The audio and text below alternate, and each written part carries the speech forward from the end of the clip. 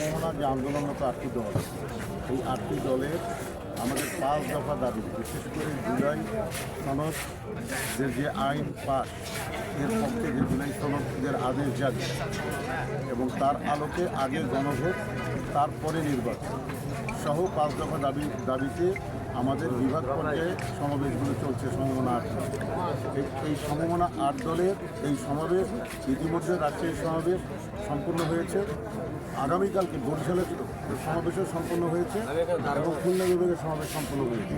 আগামীকালকে রংপুর বিভাগের সমাবেশ, এ ব্যাপারে আমরা সমমনা 8 দল শীর্ষ শ্রেণীর নেতৃত্ব নিয়ে আমরা প্রস্তুতি গ্রহণ করেছি। ইনশাআল্লাহ আমরা কাজে কাজ নিয়ে কাজ করছি। আমরা সকল পর্যায়ের প্রস্তুতি আমাদের সম্পূর্ণ। আমাদের কাছে যে তথ্য আছে যে রংপুর বিভাগের সমস্ত জেলা থেকে এই মানুষগুলো যেন কোনো ভোগান্তিতে না পড়ে,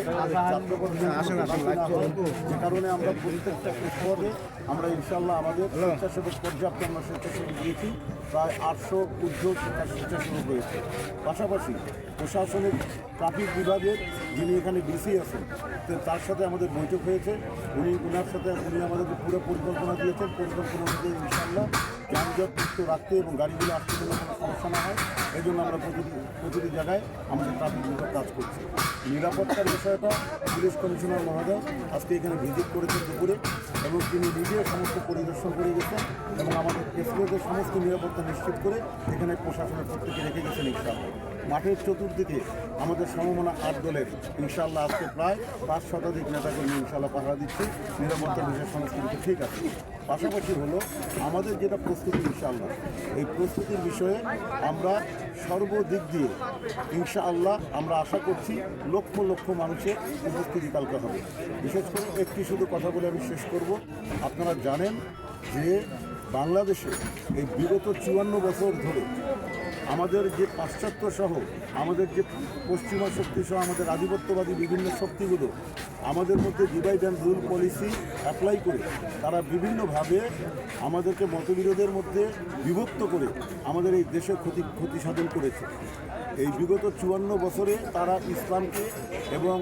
ইসলামকে দাবিয়ে দেওয়ার জন্য চেষ্টা করেছিল।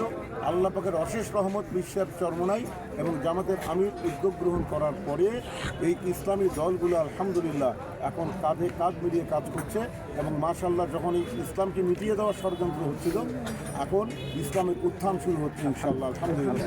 আমার দীর্ঘ বিশ্বাস আগামীকাল এই যে আমাদের এই রংপুর বিভাগ থেকে ইসলামের পক্ষে এবং ইসলাম দেশ এবং মানবতার পক্ষে আমরা যে সমমনা 8টি দল আমরা একত্রিত হয়েছি, এখান থেকে আমাদের আমিরের মুখ থেকে এই ব্রিফিং আসবে, ঐক্যবদ্ধ আহ্বান থাকবে।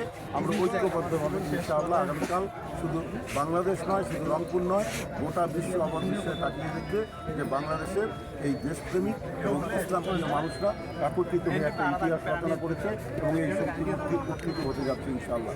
এই জন্য রংপুরবাসী সহ এই বিভাগের সবাইকে আহ্বান জানাবো, আপনারা এই ইতিহাস রচনার এই ক্ষণে আপনারা দূরে সরে থাকবেন না।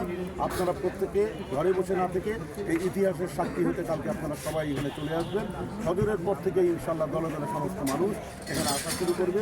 অনানুষ্ঠানিকভাবে 11টায় শুরু হবে এবং আনুষ্ঠানিকভাবে 2টা থেকে আমাদের আমিরদের বক্তব্য শুরু হবে ইনশাআল্লাহ পাক আমাদের সকলকে সমাবেশ সফল করার জন্য কাঁধে কাঁধ মিলিয়ে কাজ করার, সমমনা 8 দলকে কাঁধে কাঁধ মিলিয়ে কাজ করার তৌফিক দান করুক। মোহাম্মদ তৌফিক ইল্লাহ বিল্লাহ। আসসালামু আলাইকুম ওয়া রাহমাতুল্লাহি ওয়া বারাকাতুহু।